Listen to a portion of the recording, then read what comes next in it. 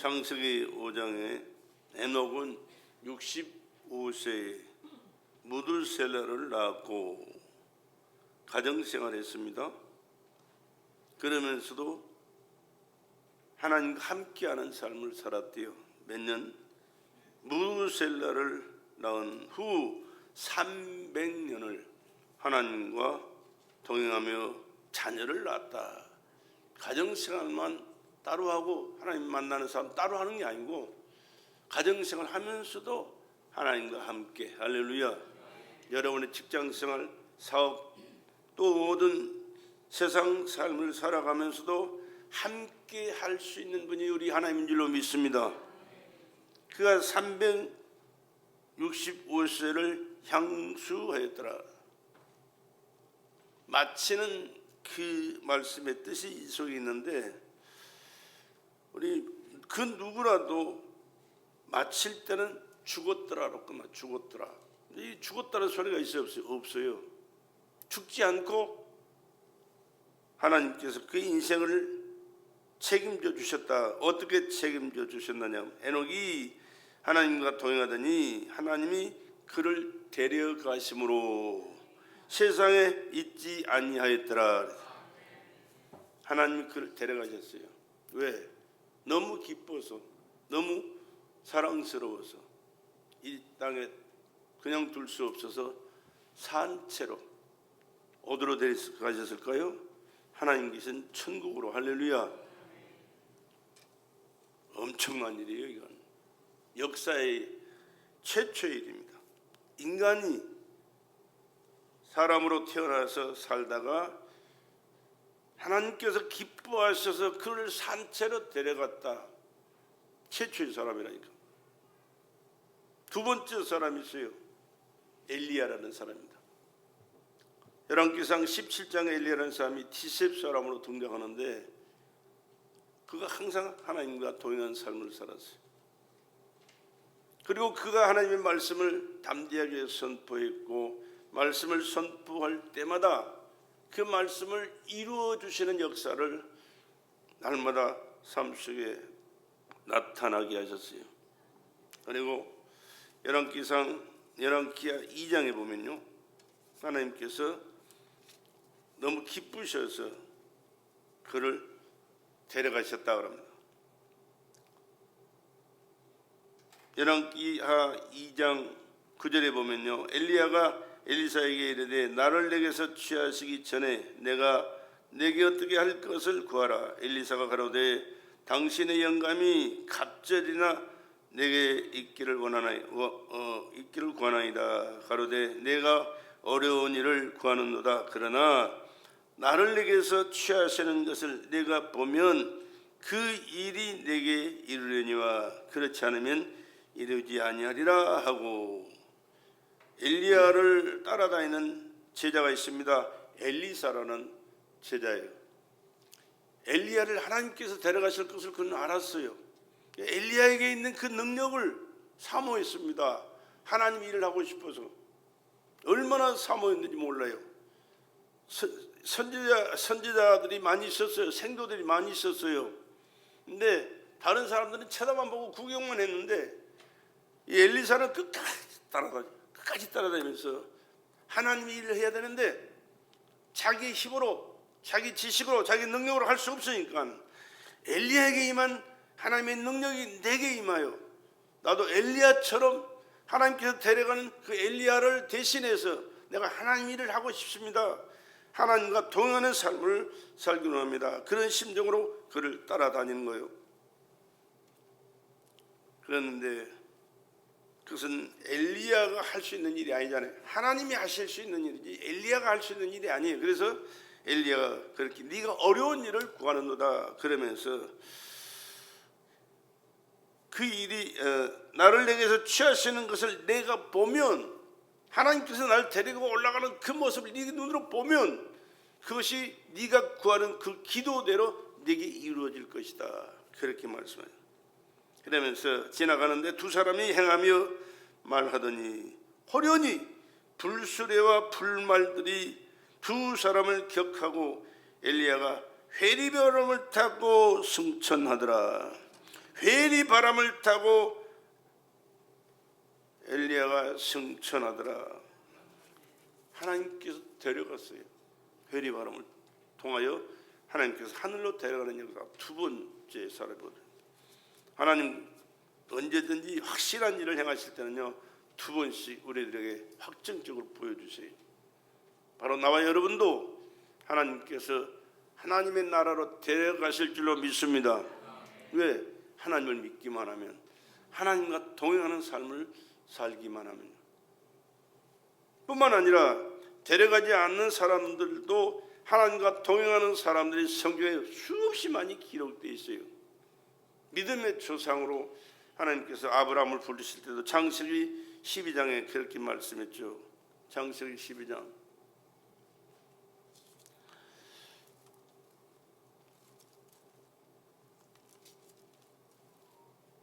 여호와께서 아브라함에게 이르시되 너는 너의 본토 친척 아비 집을 떠나 내가 내게 지시할 땅으로 가라. 내가 너로 큰 민족을 이루고 너에게 복을 주어 내 이름을 창대케 하느니 너는 복의 근원이 될지라. 너를 축복하는 자에게는 내가 복을 내리고 너를 저주하는 자에게는 내가 저주하리니 땅의 모든 족속이 너를 인하여 복을 얻을 것이니라 하신지라. 무슨 말이냐 그러면 하나님이 너와 함께 하겠다. 너 나 믿고 나와 동행할래? 그 말이에요. 그렇게 말씀하시면서 하나님께서 이와 같은 복을 내게 주겠다. 동행하면 니대로 살고 나대로 일하면이 아니고 네가 나와 하나 되어서 내가 하는 말대로 순종하고 내가 계획한 일들을 이루어 나갈 때 하나님께서 너에게 준비한 축복이 있는데 하늘의 별과 같이 많은 자손도 주고 땅도 주고 또 네 이름을 창대케 해야겠다. 여러분, 지구 안에 있는 모든 사람들이요, 예수 믿고 믿음으로 사는 사람들이 아브라함을 보고 뭐라고 그럽니까? 믿음의 조상, 믿음의 조상 그렇게 불러요. 이보다 더 크게 된 이름이 세상에 어디 있겠어요? 하나님의 약속의 말씀은 그대로 이루어지는 줄로 믿습니다. 그러면 하나님께서 말씀하실 때 아브라함이 어떻게 했어요? 말씀을 쫓아갔다. 말씀을 쫓아. 왜? 하나님은 말씀으로 우리 가운데 함께 하셔서 역사하시는 하나님이시기 때문에. 그것을 또 하나님께서는 확인하기 위해서 창세기 22장에는 그렇게 말씀했어요. 백세의 아들을 주고 나서 하시는 말씀이 네 사랑하는 독자 이삭을 모리아 산에 데려가서 번제로 하나님 앞에 제사를 드릴래? 여러분, 번제라는 제사는요, 짐승을 잡아서 각을 떠서 태워서 향기로 드리는 제사예요. 사람을 죽여가지고 각을 떠서 제사 드린다, 이건 있을 수 없는 일이거든요. 근데 하나님께서 그를 얼마만큼 네가 나를 믿고 사랑하는가 확인하기 위해서 그렇게 말씀했는데 아브라함은 그 말씀에 순종해서 3일길을 걸어갔으면 3일길을 얼마나 많은 생각을 했겠어요. 쫄랑쫄랑 따라오는 아들 데리고 그 산꼭대기에 올라갈 때까지 얼마나 많은 생각들이 교차했겠습니까? 그러나 하나님을 믿는 믿음이 흔들리지를 않았어요. 그리고 하나님과 항상 동행하는 그 삶이 최고의 축복인 줄로 그는 알고 믿었기 때문에 모리아 정상까지 올라가서 이삭을 통하여 돌을 가져다 단을 쌓게 만들고 짊어지고 나무 펴서 불쏘시개를 만들고 이제는 잡아서 그를 죽여서 제물로 바치려고 할 때 하나님께서 급하게 말리세요. 아브라함아,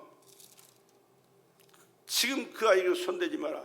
네가 나를 경외하는 줄을 내가 확신했다. 할렐루야. 확인했다고 말이에요. 그러고 나서 그때부터 엄청난 축복을 두 부자에게 허락해 주셨어요. 하나님과 동행하는 것은 말같이 쉬운 일이 아니에요. 얼마만큼 내가 내 자신을 내려놓고 하나님을 믿는가, 하나님을 신뢰하는가, 하나님 말씀에 순종하는가, 하나님 뜻대로 사는가, 내 백세에 낳은 아들보다도 하나님을 더 사랑하고 살아가는가, 이것은 확인하니까 하나님 앞에서 그렇게 순종할 수가 있었고, 순종한 그 모습을 확인하신 주님께서는, 하나님께서는 한량없는 은혜와 축복을 그 부자에게 허락해 주신 줄로 믿습니다. 여러분, 하나님과 동행하는 삶을 살아갈 때 인간에게는 최고의 축복이고 영광이 되는 줄로 믿습니다.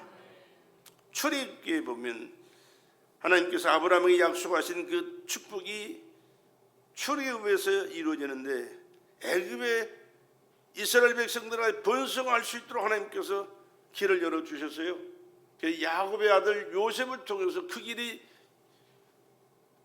하나님께서 인도하는 길로 가게 되는데, 형들이 시기로 팔려가요.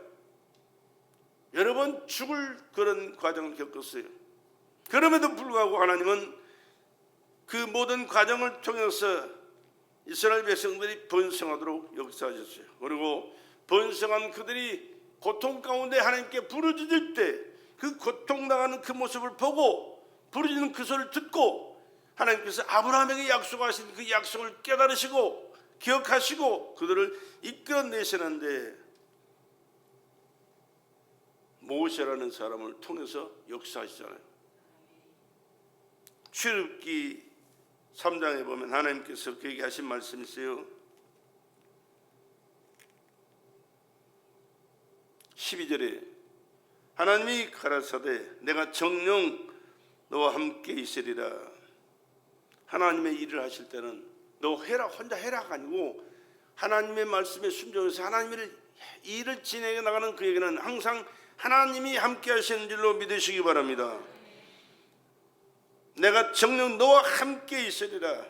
내가 백성을 애굽에서 인도하여 낸 후에 너희가 이 산에서 하나님을 섬기리니 이것이 내가 너를 보낸 증거니라. 말씀이 계속 이어지지만은, 그러나 더 이상 얘기할 필요 없고, 하나님께서 함께 하실 때, 그 말씀에 순종할 때 하나님은 상상할 수 없는 일들을 계획하시고 그의 삶 속에 그 일이 이루어지도록 역사하시면서, 하나님께서 계획한 그 모든 일들은 하나님께서 들어 쓰시는 그를 통하여 반드시 완벽하게 이루어 가시는 하나님인 줄로 믿습니다. 그리고 광야 40년 삶의 과정 속에서 하나님께서 엄청난 일들을 많이 이루셨잖아요. 아담 때 에덴을 떠나셨던 그 하나님은요, 광야에서 이스라엘 백성과 함께하는 삶을 사셨어요. 성막을 지켜 만드시고, 성막 안에 지성소를 만드시고, 지성소 안에 법궤 하나님이 함께 하셔서 이스라엘 백성들과 함께하는 삶을 사신 역사를 그곳에 역사하셨던 거예요. 엄청난 일들이 이루어졌어요. 에덴 동산, 나무가 숲이 좋고 먹을 과일이 많아서 에덴이 아니에요. 하나님이 계시지 않는 것은 에덴이 될 수가 없습니다. 그러나 사망이라도 하나님이 계시면, 하나님께서 함께 하실 때 그들의 삶에 필요한 모든 것은 하나님께서 제공해 주심으로 풍성하고 넉넉하게 누리는 삶을 살게 되는 줄로 믿습니다. 그리고 하나님께서는 모세가 40년 기한이 찼을 때 그를 데려가셨어요. 그러고 나서 그 후속 타자로 여호수아를 선택해서 그를 세워 하나님의 일꾼으로 그가 쓰시는 과정이 성경에 기록되어 있는데, 여호수아 1장 1절에서 9절까지 말씀이 있습니다만 7절 내가 읽어볼게요. 오직 너는 마음을 강하게 하고 담대히 하라. 나의 종 모세가 내게 명한 율법을 다 지켜 행하라. 좌로나 우로나 치우치지 말라. 그리하면 어디로 가든지 형통하리라. 말씀을 순종할 때 하나님이 그와 함께 하십니다. 하나님이 함께하는 삶은 형통의 복이 임한 줄로 믿습니다. 이 율법책을 내 입에서 떠나지 말게 하며 주야로 것을 묵상하여 그 가운데 기록한 대로 다 지켜 행하라. 그리하면 내 길이 평탄하게 될 것이라. 내가 형통하리라. 오늘 우리 배들의 성도들의 삶이 평탄하고 형통한 삶이 되기를 주의 이름으로 축복합니다. 어떻게? 하나님과 동행하는 삶을 살아갑니다. 내가 네게 명한 것이 아니냐. 마음을 강하게 하고 담대히 하라. 두려워 말며 놀라지 말라. 내가 어디로 가든지 네 하나님 여호와가 너와 함께 하느니라 하시니라. 어디를 가든지 힘든 일도 있고 어려운 일도 있고 여러 가지 복잡하고 안타까운 일들이 많이 있을지라도 내가 하나님을 믿고 말씀대로 순종하는 삶을 하나님과 동행하겠습니다라고 순종하고 살아간다면 하나님은 그와 함께 하시고 그의 삶 속에 함께 하시는 그 하나님으로 말미암아 형통하고 평탄한 삶을 살게 될 줄로 믿습니다. 그러면 구약의 하나님은 그렇게 구약 성도들이 그렇게 친히 찾아오셔서 말씀하셨고 역사하셨기에 그렇지만 신약 시대를 살아가는 우리들은 그럴 수 없잖아요 라고 생각할지 모르겠습니다. 그러면 그들과 함께 하시고 동행하시던 하나님이 누구신가를 우리가 다시 한번 살펴봐야 됩니다. 하나님은 세상 스스로 계신 자존자요 말씀으로 세상을 창조하신 창조주요 하나님의 형상과 모양대로 인간을 지으신 우리 인간의 생명의 주인이신 줄로 믿습니다. 불신과 불순종으로 범죄해서 에덴 동산에 쫓겨난 신세가 됐지만 그를 버리지 아니하시고 짐승을 잡아 죽여 그를 사는 길을 열어주신 분이 하나님이시요. 그리고 인류를 구원하시기 위하여 친히 하나님이 육신을 입고 이 땅에 오셨는데 그분이 누구요? 예수십니다. 태초에 하나님이 천지를 창조하신 분. 창세기 1장 1절에 요한복음 1장 1절에 태초에 말씀이 계시니라. 이 말씀이 하나님과 함께 계셨으니 이 말씀은 곧 하나님이시니라. 말씀이 육신이 되어 우리 가운데 가심에 우리가 그의 영광을 보니 하나님의 은혜와 진리가 충만하더라. 그렇게 말씀하여 그렇습니다. 구약에는 전능하신 하나님이 친히 성령으로 필요한 사람들에게 말씀하시고 그의 삶 속에 역사하시고 하나님이 함께 하심으로 이루어지는 놀라운 일들을 그들을 통해 직접 보여주셨는데 신약을 살고 있는 우리들에게는 누가 역사하시느냐? 하나님의 아들로 이 땅에 오신 하나님이 친히 우리의 죄를 대속하셔서 피 흘려 돌아가셨을 뿐만 아니라 우리에게 말씀하시고 성령으로 깨닫게 하시며 구약시대의 역사에서 그 노고한 역사를 오늘 또 우리와 함께 하셔서 이루어 가시는 줄로 믿습니다. 말씀이 우리 가운데 거하셨어요. 그러니까 예수님과 함께 사는 삶이 하나님과 동행하는 삶이요. 그러면 예수님이 십자가에 돌아가셨다가 3일 만에 부활하시고 하늘로 승천하셨는데 그거 하신 말씀이 계시잖아요. 성경이 하나님의 말씀이요 예수님의 말씀인 줄로 믿으시기 바랍니다. 이 말씀이 그때 역사했던 하나님 똑같은 하나님 똑같은 역사가 여러분의 삶 속에서 이 말씀대로 순종하고 살아갈 때 이루어지는 역사가 나타난 줄로 믿습니다. 말씀이 육신이 되어 이 땅에 오셔서 몸짓고 피 흘려 들어가신 예수. 그러니까 우리는 성경 전체가 자주 말씀드리면 창세기부터 있는 계시록까지 모든 말씀의 주제는 예수거든요. 예수예요. 구약에도 예수예요. 여러분들이 말씀을 잘 깨닫지 못해서 그러지 그 말씀 속에는 예수가 빠질 수가 없는 거예요. 그 예수가 친히 오셔서 확실하게 우리 삶 속에서 역사하셨고 십자가에 매달려 예수 그러면 십자가에 죽은 그 메시아를 누구든지 연상하잖아요. 왜 그렇습니까? 인간의 죄를 대속해서 죽지 않으면 나나 여러분들 이방인들이 우리가 구원받을 길이 없으니까 하나님께서는 하나님의 아들로 이 땅에 오셔서 바로 인류를 대신해서 친히 제물이 되어 십자가에서 필려 돌아가시고 나를 여러분을 인류를 구원하신 메시아인 줄로 믿습니다. 그래서 보라 세상 죄를 지고 하는 하나님의 어린 양이다 그렇게 말씀하잖아요. 그러면 그 하나님과 동행하는 삶은 뭐요?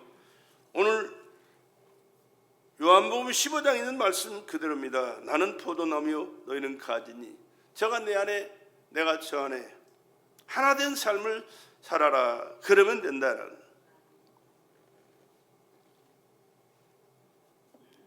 하나님과 동행하는 삶은 무엇이냐? 그 주님이 하나님의 아들이실 뿐만 아니라 나의 구주십니다. 나의 왕이십니다. 나의 모든 것 되십니다. 라고 믿고 고백하는 삶 자체예요. 그냥 입술로만 하는 게 아니고 그분이 내 중심에 왕으로 계셔야 돼요. 내가 그분을 내 왕으로 모시고 살아야 돼요. 그분의 말씀을 왕의 명령으로 듣고 그 말씀을 내가 삶 속에 순종하고 충성하는 삶을 살아가야 돼요. 내 삶을 그분이 책임져 주실 수 있도록 그분 앞에 모든 것을 맡기는 삶을 살아야 돼요. 그한 삶이 예수님과 동행하는, 하나님과 동행하는 삶이 되는 줄로 믿습니다. 그런데 그것을 예수님께서 이렇게 표현하시잖아요. 나는 포도나무요 너희는 가지다. 내가 저 안에 있으면 이 사람은 과실을 많이 맺나니 나를 떠나서는 너희가 아무것도 할 수 없다. 예수 없는 삶은요, 지 멋대로 사는 삶이에요. 하나님이 책임져 줄 수 있는 삶이 아니에요. 미안하지만 아무리 훌륭한 일을 하고 선한 일을 하고 대단한 일을 했어도 예수님과는 상관없는 일이에요. 예수님을 믿고 예수님 말씀에 순종하면서 예수님의 이름으로 사람들을 돕고 기도를 하고 또 구제를 하고 전도를 하고 헌신을 하고, 아니 예수님의 이름으로 냉수 한 그릇 주는 것도 그것은 하나님께서 상을 잃지 않게 보증해 주시겠다 약속하신 줄로 믿습니다. 예수 이름이 아닌 것은 하나님이 책임져 주실 이유가 없어요.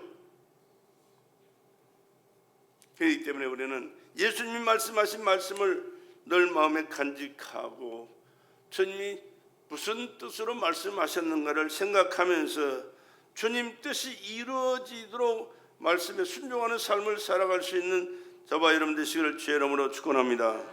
나는 포도나무요 너희는 가지니 저가 내 안에 내가 저 안에 있으면 이 사람은 과실을 많이 맺나니 나를 떠나서는 너희가 아무것도 할 수 없다. 예수님과 함께하는 삶을 살 때 주님께서 함께 하심으로 책임져 주심으로 풍성한 열매가 결실되도록 역사해 주신 줄로 믿으시기 바랍니다. 예수님이 자신을 포도나무로 말하신 것은 단지 비유로 적절하게 사용하신 말씀도 되지만은 믿는 자녀들은 가지라는 사실을 항상 기억해야 됩니다. 나와 여러분은 가지입니다. 예수님께 붙어있는 가지. 여러분 조금 있으면 포도나무 이제는 잎이 무성하게 올라올 것이고, 물론 지금도 포도가 우리 열매를 가면 있어서 사 먹을 수가 있지만 지금은 우리나라에서 야생으로 나오는 건 아니잖아요. 온실을 통해서 온상을 통해서 재배되는 그런 과일이겠지. 그러나 정상적인 포도나무에서 열매가 이제는 맺기 위해서는 조금 있으면 싹이 막 올라올 겁니다. 그는 쑥쑥쑥 자라나가면서 꽃이 피고 막 열매가 맺혀요. 얼마 있으면 그 열매 틀림없이 따먹는 시간이 곧 올 거예요. 기대하시기 바랍니다. 얼마나 맛있는데. 그런데 아무리 그 포도가 많이 열려도요, 떨어지면, 나무에서 떨어지면 그걸로 끝이에요. 죽어요. 붙어 있어야 됩니다. 붙어 있지 않냐 떨어지면 죽듯이 우리는 아무리 세상이 좋아도, 내가 잘 나가는 것 같아도, 아니면 힘들고 어려워도 주님 앞에서 주님과의 관계가 끊어지면 그걸로 끝이에요. 그렇기 때문에 우리는 절대로 포도나무 가지가 나무에 붙어 있어야 하듯이 예수님께 붙어 있는 삶을 살아야 될 줄로 믿습니다. 붙어 있어야 돼요. 아무리 추워도, 아무리 더워도, 아무리 문제가 심각한 이런저런 문제가 얽히고 설켜도 우리는 예수님과는 철저하게 붙어 있어서 가지의 신분으로 열매를 맺는 삶을 살아갈 수 있기를 주의 이름으로 축복합니다. 유기적인 관계가 돼야 돼요. 비바람이 불고 바람이 불고 또 이런저런 과정들을 겪어도 붙어 있으면 잘 자라나게 될 것이고, 때가 되면 꽃이 피고 열매가 맺듯이 여러분의 삶의 현장 속에 하나님의 은혜와 축복의 삶을 하나님께서 보장해 주시게 될 줄로 믿습니다. 반드시 그렇게 돼야 돼요. 그렇게 하지 않으면 안 돼요. 주님과 나는 한 몸의 관계를 이루었다. 영양을 공급받아야 되고요. 예수님께로부터 영양을 공급받아야 돼요. 붙어있는 가지가 그 나무에서 뿌리에서 진액을 올려받아서 영양을 공급받게 되는 거예요. 떨어지면 안 돼요. 1mm만 떨어져도 안 되는 거예요. 예수님이 내 안에 중심이 되어야 되고, 예수님이 내 안에 생명의 주인이 되셔야 되고, 예수님 안에서 모든 것을 내가 공급받을 때 우리의 영혼이 자라고 하나님과 관계가 정상이 되고 하나님 말씀의 뜻을 깨닫고 그 뜻대로 순종하는 삶을 살아 여러분의 삶 속에 성령의 열매, 축복의 열매가 풍성하게 맺게 될 줄로 믿습니다. 그렇기 때문에 주님을 믿는 자들은, 주님께 붙어있는 가지로서의 삶을 살기 원하는 자들은 주님 안에 거하는 그러한 마음으로 살아야 된다. 주님 중심으로 살아야 된다고. 주님 중심으로 살아야 된다. 주님 중심으로 살아갈 줄을 주 여러분으로 축복합니다. 주님도요 이런 사실을 우리에게 보여주시고 해요. 성경의 말씀을 그렇게 있습니다. 요한복음 12장 47절부터 50절까지 보면요, 사람이 내 말을 듣지 아니할지라도 내가 저를 심판하지 아니하노라. 내가 온 것은 세상을 심판하려 함이 아니요 세상을 구원하려 함이라. 나를 저버리고 내 말을 받지 아니하는 자를 심판할 리가 있으니 곧 나의 한 그 말이 마지막 날에 저를 심판하리라.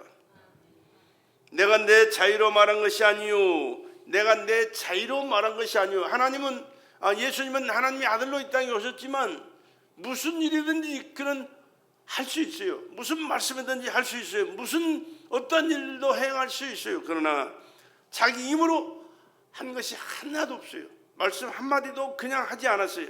아버지께서 내게 하라고 주신 말씀을 그는 했다 그래요. 내가 내 자유로 말한 것이 아니요 나를 보내신 아버지께서 나의 말할 것과 이럴 것을 친히 명령하여 주셨으니 나는 그의 명령이 영생인 줄 아노라. 그러므로 나의 이르는 것은 내 아버지께서 내게 말씀하신 그대로, 내게 말씀하신 그대로 이르노라 하시니라. 얼마나 철저하게 아들의 자격으로 오셨기에 아버지께서 말씀하신 그 말씀만, 주신 말씀만 우리에게 선포하셨어요. 철저하게. 그렇기 때문에 오늘 우리가 신앙생활 하면서 저는 항상 그것을 염두에 두고 조심을 얼마나 많이 하는지 몰라요. 인간이기 때문에 보고 듣고 아는 것이 또 있을 때는 그것을 얘기하려고 해요. 근데 이단에 서는 이상 하나님의 말씀만 읽고 듣고 깨달아 그 말씀을 선포하는 것이 나의 철저한 목표요 목적인 줄로 믿으시기 바랍니다. 딴소리하면 하나님 보장 안 해줘요. 그러나 하나님의 말씀만 선포할 때는 하나님께서 그 말씀을 책임져 주시는 거예요. 그 말씀을, 여러분이 듣는 그 말씀을 하나님의 말씀으로 받고 그 하나님의 말씀에 순종하는 삶을 살아가면 그 말씀이 말씀하신 그 내용의 그 모든 결과가 여러분의 삶 속 그대로 임하고 그 열매가 맺게 되는 줄로 믿으시기 바랍니다. 얼마나 중요한지 몰라요. 재미있는 말, 세상 사람 듣기 좋은 소리 이게 되는 게 아니에요. 하나님의 말씀만 선포하고 말씀만 이루어지도록 순종하고 말씀 안에서 하나님의 뜻대로 살아가는 우리 배달의 성도들이 되기를 주의 이름으로 축복합니다. 그래서 주님과 하나 된 자를 삶을 살아가는 자들은 주님 뜻이 내 뜻이 돼야 돼. 내 뜻을 주님의 뜻에 맞춰서 주님이 기뻐하시는 그 뜻을 이루며 살아가는 삶이 되어야 될 줄로 믿습니다. 그리스도 안에 거하는 나의 삶은 그리스도의 행위를 본받아야 한다. 요한일서 2장 6대의 말씀이 기록되어 있습니다. 요한일서 2장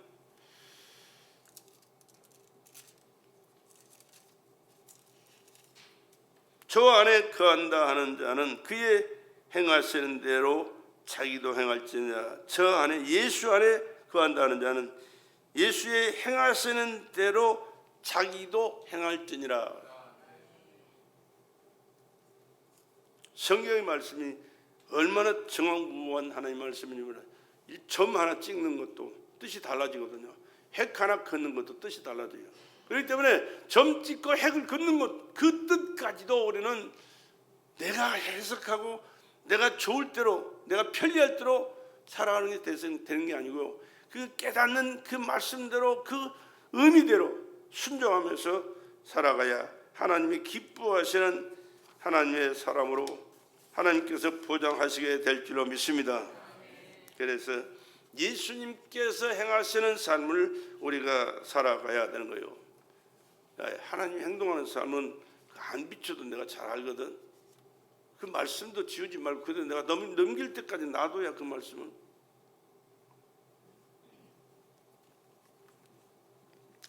그가 하는 대로 하면 그를 닮는다 그랬습니다. 예수님께서 행하시는 그 말씀대로 우리가 살아갈 때 우리도 주님 닮아가는 거예요. 이게 우리 찬송이 뭐예요? 이게 다 예수님에 대한 찬송이거든요. 377장 보니 예수 따라가면, 복음 순종하면 그 말씀이 그대로 따라가는 거예요. 우리 삶이 그래요. 찬양도 그렇고 기도도 그렇고 말씀 속에 순종하는 삶도 그렇습니다. 예수가 목표가 돼야 되고, 예수님 가시는 그 길을 한 걸음 한 걸음 앞서서 뒤서서 따라가는 그 삶을 살아가야 될 줄로 믿습니다. 그가 하는 대로 하면 그를 닮는다 그러잖아요. 부부도 그래서 살다 보면 닮아요. 자식도 부모를 닮게 돼 있고요. 신앙생활도 마찬가지입니다. 교회에 나와서 말씀을 사모하고 말씀을 마음에 간직하는 사람은요, 그 말씀대로 순종하는 삶을 살아 주님 닮은 삶을 자기도 모르는 사이에 살아가고 있고요, 자기도 모르는 사이에 주님께서 맺혀지는 열매를 맺고 그 열매를 따먹고 살아가게 돼 있어요. 그런데 교회는 나와도 주님 닮지 않으면 어떻게 되겠어요? 주님 제자 아니에요. 주님과 미안하지만 상관없는 사람 되거든요. 그렇기 때문에 말씀 안에서 순종하며 살아갈 수 있기를 주의 이름으로 축복합니다. 예수는 믿기는 믿어도 별 관심이 없는 사람들 있잖아요. 무관심. 이게 얼마나 무서운지 아세요?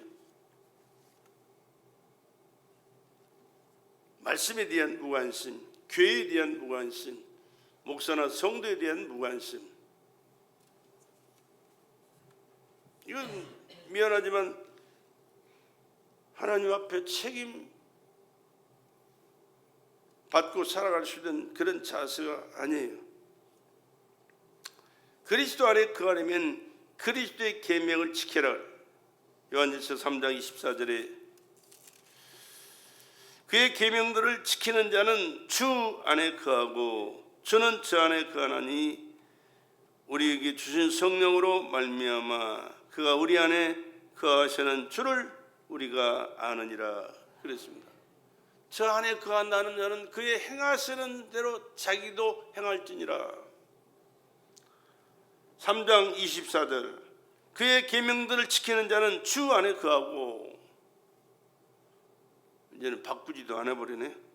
주는 저 안에 거하시나니 우리에게 주신 성령으로 말미암아 그가 우리 안에 거하시는 주를 우리가 아느니라.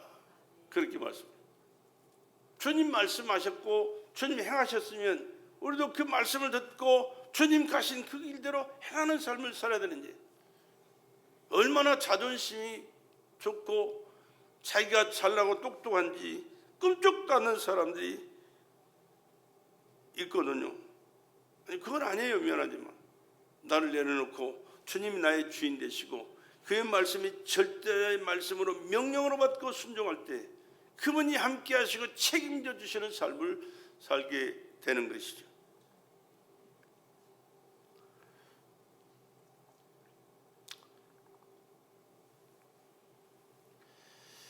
바울은 그렇게 말씀했어요. 자신은 그리스도와 관계를, 그리스도와 함께 내가 못 박혔다. 십자가에 못 박혔다. 예수님께서 십자가에 못 박힐 때 예수를 내 구주로 영접한 순간에 나도 그와 함께 못 박혔다.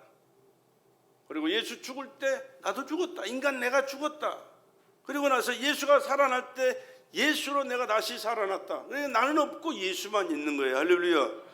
그것이 하나님이 기뻐하시는, 하나님과 동행하고 하나님께서 보증해 주시는 삶을 살아가는 삶의 자세예요. 그래서 우리 기독교에서는 그렇게 말해요. 예수 죽음 내 죽음, 예수 부활 내 부활. 할렐루야. 예수님이 죽었을 때 나도 죽었습니다. 근데 내가 여전히 살아가지고 예수님은 뒷전에 놔둬버리고 내가 휘젓고 돌아다니면서 나를 내가 누군데 네가 이렇게, 이거 아니거든요. 근데 많은 사람들이 그렇게 살아요. 미안하지만. 왜? 안 죽었기 때문에. 근데 내가 죽지 않으면 예수님이 나의 주인 될 수가 없어요. 나를 책임져 주실 수가 없어요. 그렇기 때문에 우리는 늘 주님 앞에서 기도해야 됩니다. 하나님, 나는 죽고 예수로 살길 원합니다. 내 삶을 주님이 책임져 주실 수 있도록 나는 죽고 예수님이 내 안에 새 생명으로 살아계셔서 하나님의 뜻을 이루는 도구로 쓰임받도록 은혜 내려 주시옵소서. 그리고 예수님이 살아 역사하실 때 이제는 예수님의 일을 위하여, 하나님의 영광을 위하여 열심히 살아서 예수 복음 증거해야 되고 예수 사랑 실천해야 되고 예수님께서 하라는 말씀대로 충성하고 헌신하면서 하나님의 뜻을 이루는 자로 이제는 새 삶을 살아가는 저와 여러분이 되시기를 주의 이름으로 축복합니다. 이런 사람이 하나님과 동행하는 삶을 살게 되는 것이죠. 우리 한번 따라합시다. 예수 죽음 내 죽음, 예수 부활 내 부활. 예수 죽을 때 우리가 죽어야 돼요. 예수가 내를 대신해서 십자가에서 빌려 돌아가셨다는 사실 믿어질 때 나도 그 예수님과 함께 나를 죽여야 돼요.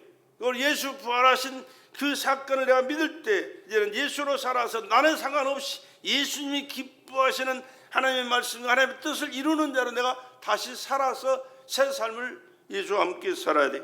그것이 바로 예수님과 동행하는 삶을 신앙생활인 줄로 믿습니다. 그럴 때 열매가 맺혀진다니까. 과실을 많이 맺을 때 결과는 내가 아버지의 계명을 지켜 그의 사랑 안에 거하는 것 같이 너희도 내 안에 계명을 내 계명을 지키면 내 사랑 안에 거하리라. 그리고 말씀을 그렇게 열매 맺는 삶을 살게 해주신다. 그렇게 말씀하셨어요. 하나님 아버지께서 그런 자를 통하여 영광을 받으시는 줄로 믿습니다. 내가 목 꼿꼿이 세우고 내 목소리로 내 자랑, 내 잘난 것을 얘기한다고 하나님께서 기뻐하시거나 열매 맺도록 역사하시는 게 아니에요. 내가 죽어질수록 나는 없고 주님만 나를 통해서 나타날 수 있도록 주님께서 말씀하신 그 말씀이 이루어지는 삶을 살고 주님께 영광을 돌려드리는 삶을 살아갈 때 우리의 삶에 필요한 모든 은혜와 축복이 예수가 보장되는 삶을 살아감으로 풍성한 결실을 맺게 되는 줄로 믿습니다. 그럴 때 또한 하나님 아버지께서 영광을 받으십니다. 하나님의 영광 받게 하시는 첫째는 가지된 내가 열매를 맺어야 됩니다. 가지된 내가 열매를 맺어야 됩니다.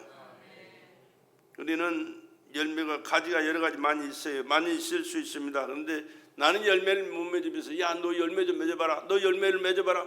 이런 식으로 주위를 바라볼 때가 참 가끔 있어요. 그러나 영적인 세계는요, 언제든지 하나님 앞에서 내가 먼저예요. 내가 중요해요. 내가 하나님과의 관계가 바로 돼야 되고 내가 다른 사람보다 더 주님을 사랑해야 되고 하나님의 약속의 말씀을 내가 먼저 순종해야 되고 하나님의 뜻이 나를 통해서 이루어져야 내가 하나님 앞에서 복된 자로 살게 될 줄로 믿습니다. 근데 그것을 안 하면서 너 잘해봐 이래봐 다른 사람에게만 한다면 미안하지만 나는 아무것도 아니에요. 하나님이 그의 삶을 보장해 주실 수도 없고 그를 통해서 열매 맺을 수도 없고 그를 통해서 영광 받을 수도 없는 그런 결과를 가져온다는 사실을 기억하시고 먼저 내가 하나님 앞에서 항상 붙어있는 가지로 예수님이 나의 주인이 되셔서 나를 통해서 열매 맺는 삶을 살아갈 수 있기를 주의 이름으로 축복합니다.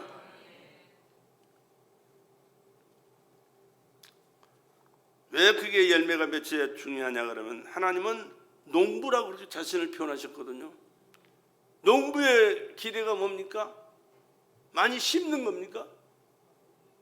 많이 심는 것도 중요하지만은 많은 열매를 수확하는 거예요. 수확이 안 되면 아무 의미 없어요. 그렇기 때문에 하나님께서 열매 맺기를 바라시는 대로 나를 통해서 여러분을 통해서 하나님이 기뻐하시고 기대하시는 열매를 많이 맺혀가는 여러분의 삶이 되기를 주의 이름으로 축복합니다. 과수원의 가원지기들은요, 열매 맺지 않는 가지는 다 잘라요. 전지해버려요. 그 필요 없어요. 영양분만 뺏어 먹지 아무 의미 없어요. 그렇기 때문에 열매 맺는 것은 보호하고 약도 주고 찢어질까봐 받쳐주기도 하고 별짓을 다 하죠. 그러나 열매 맺지 않는 가지는 자른다니까요. 하나님 앞에서 신앙생활도 마찬가지예요. 하나님께서 기대하는 자들에게 열매가 맺혀질 때는 그를 보호하고 그를 사랑하고 더 많은 열매를 맺도록 축복하시지만은 열매는 맺지 않고 문제를 일으키고 지잘났다고 떠들면 하나님께서 그를 가만둘 수가 없어요.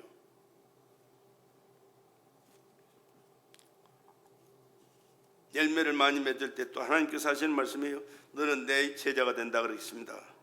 성령께서는 믿는 삶에 이런 열매를 맺게 하십니다.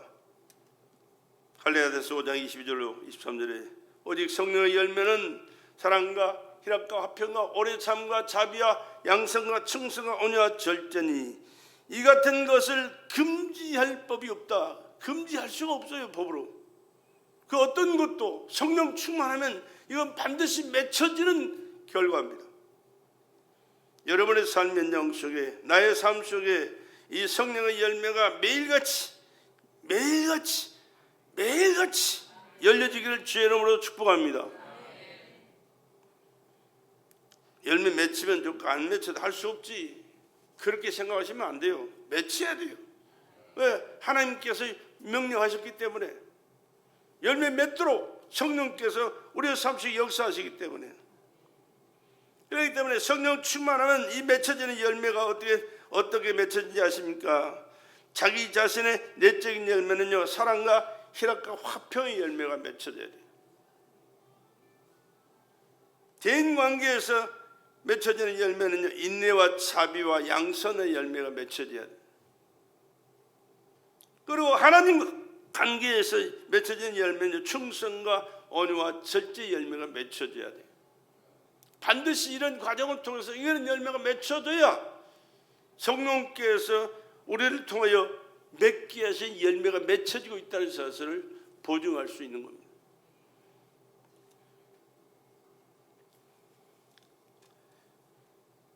계속 열매를 맺기 위해서는 균형 잡힌 인격을 이루는데 힘써야 합니다. 고린도후서 1장 5절로 8절의 말씀이 있습니다. 믿음의 덕의 지식을, 지식의 절제를, 절제의 인내를, 인내의 경건을, 경건의 상호의 사랑을 더하라. 그렇게 말씀이 되어 있습니다. 믿음 있는 자는 자기 믿음만 주장하는데 사실 덕이 있어야 돼요. 덕이 없어서 믿음 생활은 열심히 하는 것 같은데 열매가 맺히지 않는 그런 경우를 많이 봐요.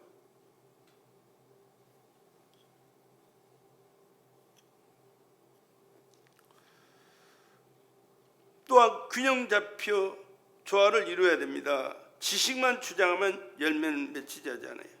신앙생활 하는데 자기 많은 지식 가지고 생각하고 판단하고 지식적인 말만 하면 열매가 맺혔냐? 아니요, 그건 맺혀질 수가 없어요. 절제가 나타나야 됩니다. 인내를 끝까지 해야 열매가 맺혀지게 됩니다. 절제도 해야 되고 인내도 해야 돼요. 한순간에 되어지는 일은 세상에도 별로 없거든요. 영적인 세계는 더 느릴 수도 있어요. 아무리 거룩하여도 사랑이 없으면 인정을 받을 수 없습니다. 거룩하게 살아도요, 주님의 심정으로 사랑하는 그 사랑이 없다면 그를 통해서 기대할 게 없어요. 자주 말씀드리지만 하나님 앞에 나올 때도 주님 사랑하기 때문에 사랑하는 그 마음 가지고 하나님 앞에 예배하기 위해서 나옵니다라고 나올 수 있기를 바랍니다. 하나님의 말씀을 읽을 때도요, 주님 사랑을 더 깊이 알고 더 뜨겁게 주님을 사랑하기 위해서 말씀 속에 들어갑니다라는 그 사랑의 마음 가지고 말씀을 읽어야 되고요. 찬양할 때도 마찬가지예요. 하나님을 사랑하고 그 사랑하는 그 하나님이 영광을 받으시도록 우리가 찬양도 해야 되고, 봉사하고 충성하는 그 모든 것도 주님 사랑하는 그 심정으로 이 모든 일들을 할 때 하나님이 기뻐 받으시고 하나님께서 영광을 받으시고 은혜와 축복이 여러분의 삶 속에 열매가 맺혀지도록 보증해 주실 줄로 믿습니다. 하나님의 사랑이 포함되어야 됩니다. 믿음, 소망, 사랑은 이 세상에는 항상 있을 것인데 그 중에 제일은 뭐라고? 사랑이라니까요. 이 땅에서도 그렇게 사랑이 중요해요. 사람과의 관계도 사랑 때문에 이 모든 일들이 진행되고 이루어지는 거예요. 사랑이 끝나버리면 얽히고 설킨 여러 가지 문제들이요, 미안하지만 박살나버려요. 그러나 사랑이 있으면 이런저런 문제 얽히고 설키고 꼬였어도 그것을 다 해결해 나갈 수 있습니다. 하나님 앞에 우리는 철저하게 사랑하기 때문에 하나님 앞에 나와서 예배드리고 말씀 듣고 순종하시면서 하나님의 사랑을 실천함으로 하나님이 함께 하시고 보증해 주시는 삶을 살아갈 수 있기를 주의 이름으로 축복합니다. 이 세상에도 사랑이 필요하지만 하늘나라 가서는 더해요. 영원히 하나님과 성도들 사랑으로 사랑으로.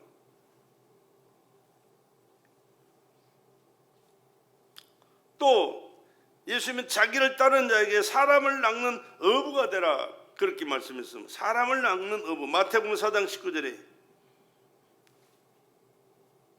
배를 타고 고기를 잡는 어부들을 부르시더니만 나를 따라와라.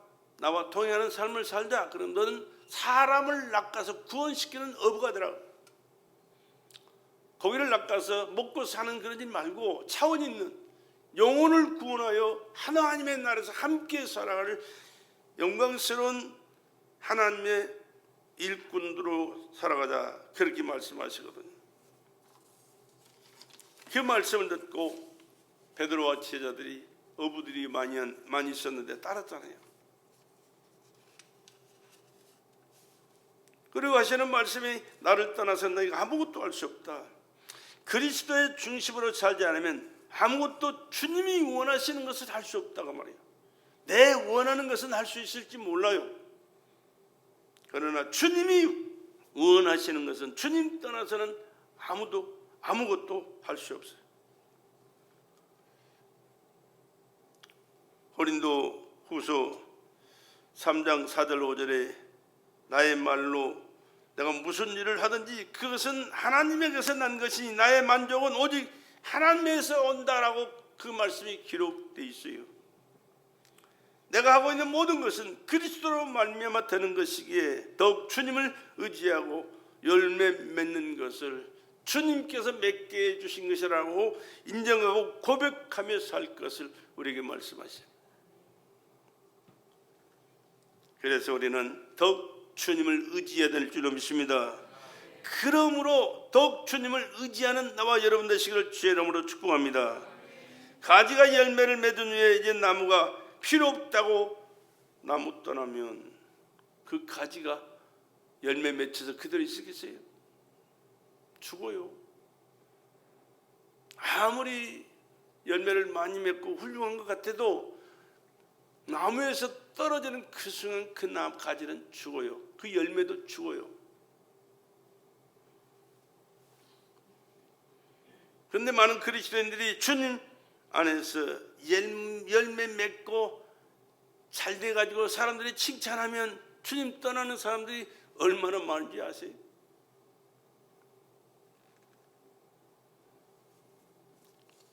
어렵고 힘들 때 뭐가 안 될 때 하나님 앞에 도와달라고 잘 살게 해달라고 충성하겠다고 몸부림치면서 기도하고 하나님께 은혜 주셔서 막 번창합니다. 근데 바빠서 못 나간대. 바빠서 못 나가는 그 신앙이 하나님 기뻐하실 신앙입니까? 바빠도 더 해야지. 피곤해서 너무 바빠서 일하다 보니까 피곤해서 못 나온대. 또 누구 만나야 되기 때문에, 모임에 가야 되기 때문에 이런저런 핑계를 대가면서 하나님 앞에 나오기를 한 주간 빠져, 두 주간 빠져, 세 주간 빠져, 이런 사람들이 아마 우리 교회에는 저런 사람도 하나 없지만은 큰 교회 가면 그런 사람들이 많이 있다고 말이에요. 그런 사람들을 보시면서 하나님께서 뭐라고 하시겠습니까? 우리는 애시당초 아무리 바빠도, 아무리 힘들어도, 아무리 사람 만나는 일이 중요하고 어딜 가는 일이 중요할지라도 하나님 앞에 나와서 예배하는 그 예배의 정성과 마음과 뜻을 빠뜨리지 말고 포도나무에 붙어있는 가지처럼 항상 주님과 하나 된 삶을, 신앙을 가질 수 있기를 주의 이름으로 축복합니다. 그리스도와 함께하면 모든 것을 할 수 있다 그랬습니다. 여러분, 지금 힘들고 어려워도요, 걱정하지 마십시오. 왜?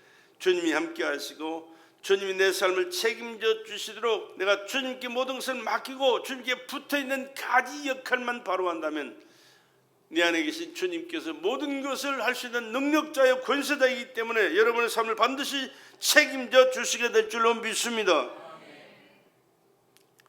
성경 말씀은 1.1획도 더하거나 덜할 수가 없다니까요. 내게 능력 주시는 자에서 내가 모든 것을 할 수 있다. 사도 바울의 고백이에요. 사실은 사도 바울이 그 고백대로 삶을 살았거든요.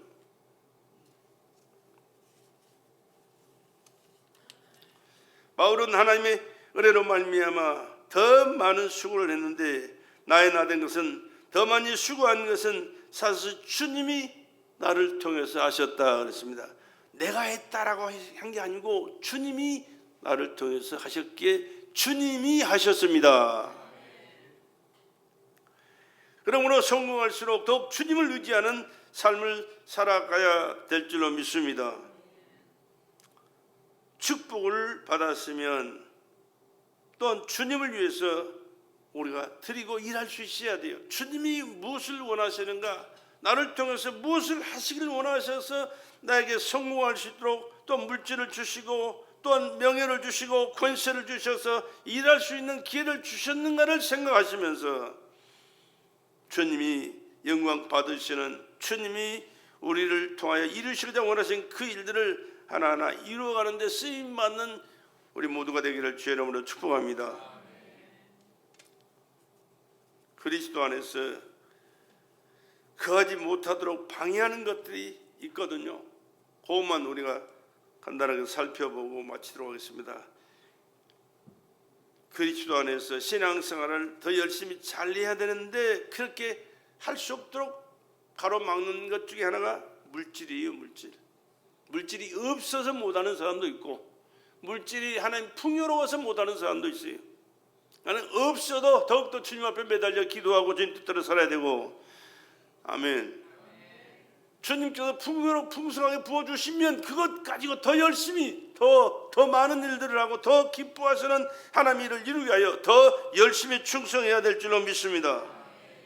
또 정욕과 이기심, 인간적인 또 취미생활, 사람 만나는 것 여러 가지 것들이 있어요. 그러나 이런 것들보다는 하나님을 만나고 하나님을 예배하고 하나님의 말씀을 듣고 하나님 뜻이 무엇인가를 깨닫고 하나님 뜻대로 살아가는 것이 중요하다는 사실을 항상 기억하시면서 이것을 초월할 수 있는 신앙생활, 믿음생활 바로하고 잘하는 저와 여러분 되시기를 주의 이름으로 축복합니다.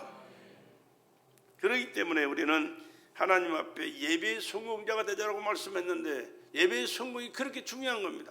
예배의 성공자가 돼야 돼요.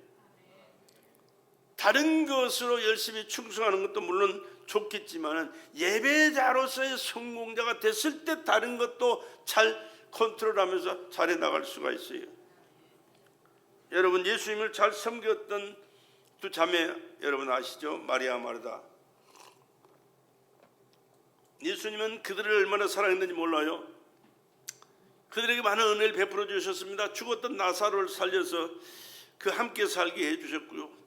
그런데 예수님이 지나가실 때마다 그들은 주님을 모시다가 정성껏 대접하고 있어요. 근데 요한복음 12장에 보면요, 예수님께서 방에 앉아서 말씀을 나누실 때 마리아는 그 앞에서 말씀을 들어요.